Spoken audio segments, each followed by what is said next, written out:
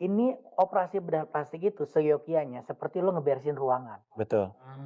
Kalau lo habis kawinan, ruangan tamu berantakan ya lo rapihin. Ya. Betul. Jadi kalau semuanya itu ditaruh di tempat yang benar, bentuknya pasti akan lebih enak dilihat. Ya.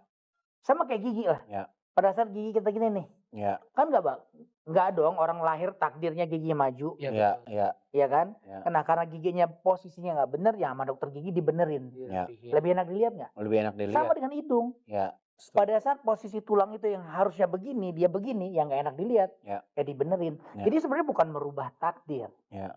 gitu. Makanya harus dibedakan mana yang takdir, mana yang nasib. Ini yang suka Tapi ini Van. lo sebagai dokter masih kadang kalau ngeladenin orang-orang yang komen-komen kayak gitu tuh lo nanggapinnya gimana?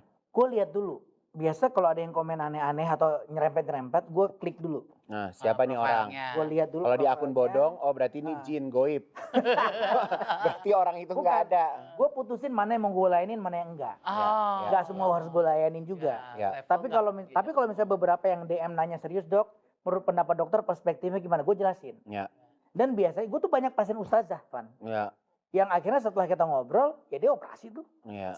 Karena banyak yang berpikir operasi bedah plastik itu masukin barang plastik ke muka atau ke badan. Padahal nggak selamanya juga yang dimasukin tuh plastik ya. Seyogyanya enggak. Kalau masih ada barang dari badan lo sendiri yang bisa dipakai, ya dipakai. Ya, contohnya tuh mungkin customer tulang kuping atau kalau misalnya mau levelnya lebih tinggi lagi pakai iga Tulang gitu kuping, kan. iga, tulang septum, atau misalnya kayak orang kehilangan kulit harus tempelin kulit, bisa Ambil pindahin. dari paha. Jadi jaringan badan kita tuh bisa digeser-geser Ya, Langsung dan hebat hidup itu ya. dan hidup. Dan ternyata banyak yang kalau melakukan surgery itu kalau dari tulang sendiri itu potensi gagalnya tuh nggak besar ya.